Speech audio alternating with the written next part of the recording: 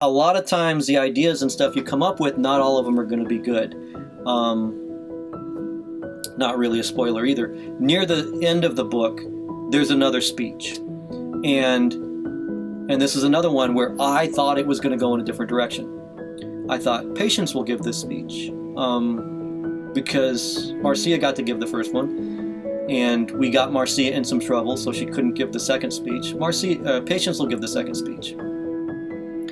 And the closer I got to that chapter, the more I realized Patience can't give that speech.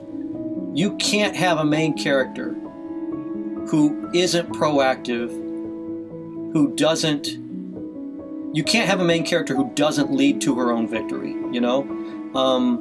So I knew, okay, Marcia has to give the last speech. And then I had to come up with, well, you just set everything up for where Patience was going to. How do you flip that? And that actually worked. Because, and this again, a lot of times what seems like a problem becomes an opportunity.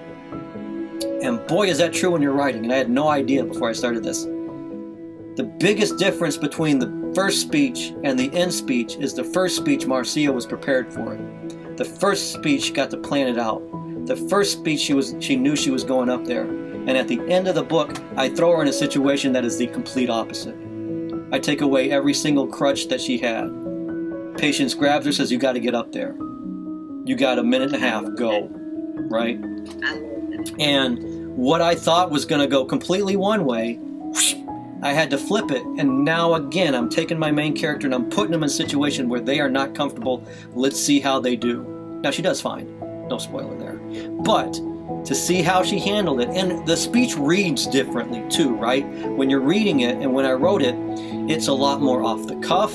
It isn't as polished as the first speech was, where both Marcia and I had a lot of time to think it out, right? Because that's literally the way it went. And when I got to the end speech, I didn't really prepare. I knew the basic points she was going to hit on, but I didn't plan it out the way that I planned out her first speech. So it sounds a lot more impromptu because it really was.